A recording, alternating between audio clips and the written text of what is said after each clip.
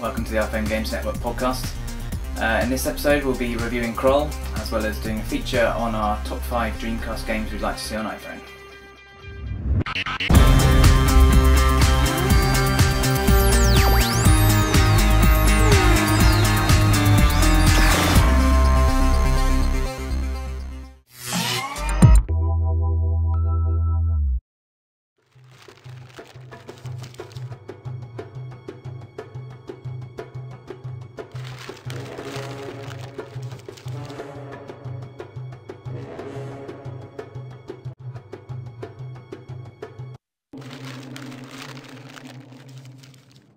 Hey everyone, and welcome to our video review of Kroll. Back in June at the WWDC, Digital Legends wowed crowds with their God of War-esque demo, a 3D side-scrolling hack and slash for iPhone. Boasting that they had ported a full level of the game within just 2 weeks of the hands-on with the SDK, the game looks incredibly polished, featuring graphics you would expect to see on the PSP. So now the game is out, does it still cause your jaw to hit the floor, or leave a nasty taste in your mouth? Well, as I mentioned in a previous hands-on, the game looks and sounds awesome. From the moment you boot it up, the production values are really high. You're presented with an ancient book, which sets the scene with beautifully illustrated 3D pages, which animate as they turn. These pages then become the menu screen, and pull you in to begin the first chapter. Each level is presented on a side-scrolling plane, but features full 3D environments, including character models and background scenery. This gives a great impression of a larger detailed world, and a feeling of depth with far-off mountains in the distance and rocks and foliage in the foreground. Textures are sharp and models are higher in polygon counts than your typical iPhone 3D game. The character animation looks great, and this is most apparent in the cutscenes, which are presented in a God of War QTE QuickTime event, requiring you to hit skull symbols at the right time in order to trigger your character's actions. These scenes have a strong filmic quality to them, and really add to the experience. Music is fantastic too, featuring an orchestral score along the lines of the Lord of the Rings battle scene at Helm's Deep. Sound is really good, but some of the creature sounds get a little repetitive. To control your character, you touch certain areas of the screen. Tapping in the bottom corners causes your character to move in that direction. Hitting the left or right sides of the screen makes him lunge his battle mallet, including a slight step forward. Tap the top corners of the screen and he'll swing his mallet, causing greater damage to his enemies. Finally, once you have accumulated enough kills, you can pull off a power move by either shaking the iPhone or tapping on Kroll himself. This makes him slam his mallet into the floor, causing damage to all caught in its shockwave. If you saw the demo, then you may have noticed that some moves are missing. The demo showed him jumping, and also the ability to grab onto ropes and abseil from platform to platform. He also controlled different weapons. We're not sure exactly why these are absent, but maybe in testing, Digital Legends thought they didn't work as well, and would as a result hurt the final experience. So how does the final Kroll play? Well, the game isn't very deep, requiring only that you hack and slash your way through 9 levels across 3 chapters containing wave upon wave of monsters. These culminate in a boss battle at the end of every 3rd level in a chapter. As mentioned before, these boss encounters are QTE events and don't require much skill.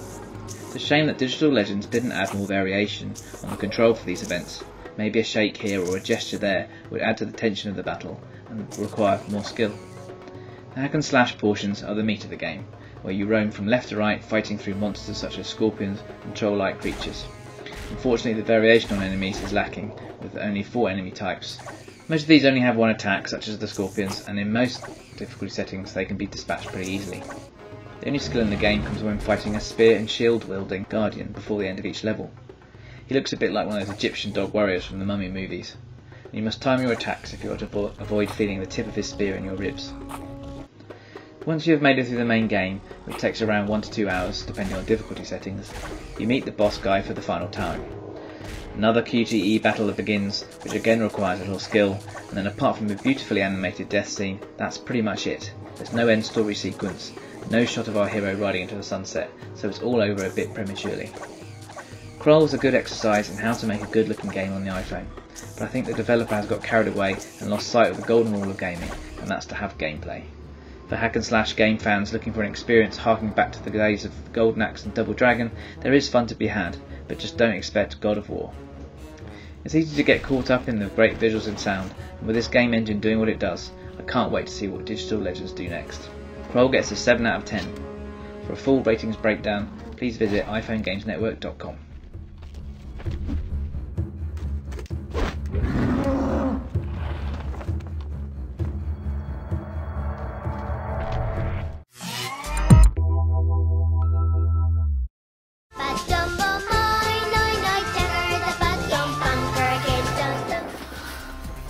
Recently, in a press conference, Sega's president described the iPhone as the new Dreamcast. So in this feature we ran down the top 5 Dreamcast games we'd like to see on iPhone. In at number 5, it's Space Channel 5. This techno-rock music game was a big hit on the Dreamcast, and with Tap Tap Revenge giving us a glimpse of the possibilities of music games on the iPhone, we think Space Channel 5 would worth a treat. Right, shoot, shoot, up, shoot, shoot, shoot. Right, good, up, good,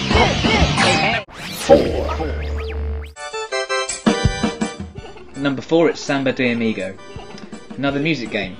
Yeah, but this one features a maraca shaking monkey. We're not sure if shaking our iPhones like a loony on the train during early morning rush hour will go down well with fellow passengers, but this game was seriously addictive back in the Dreamcast days. Oh, and did I mention it features a maraca shaking monkey? Enough said.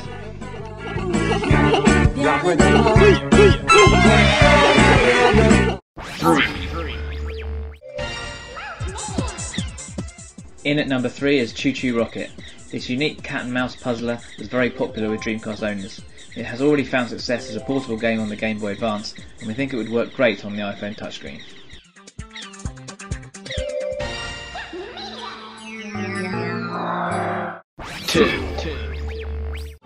Let's go! Speeding in at number 2 is Crazy Taxi.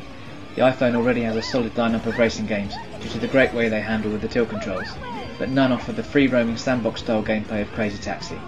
Originally an arcade game but later ported to the Dreamcast, it features manic time-based taxi missions and bright vivid graphics. You're gonna love it.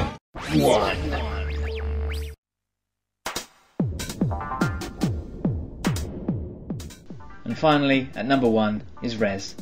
No Dreamcast game list would dare to miss Rez out of the running for top game. This psychedelic shooter was an instant classic on the Dreamcast and has recently appeared on Xbox Live with updated graphics and sound. We think this game would work great with the tilt and tap controls of the iPhone and would be a huge hit with all gamers.